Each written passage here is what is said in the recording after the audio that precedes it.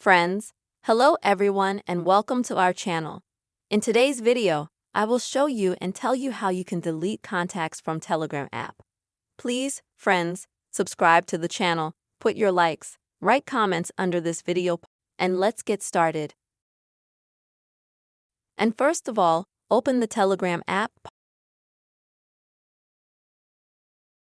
Then go to Settings, and here you'll need to select Privacy and Security. Scroll down and select Data Settings. Here, friends, you'll easily find the Contacts section at the top, and you'll be able to see that you have contact synchronization enabled.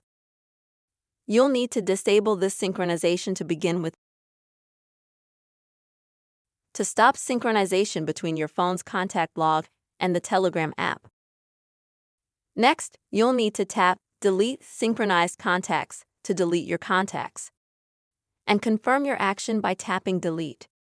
This way, you will delete all the contacts that were previously transferred from your phone book to Telegram. This is the way, friends, you can easily delete contacts in Telegram app. I really hope this video was helpful for you. Please, friends, put your likes, write comments, subscribe to this channel, and see you soon.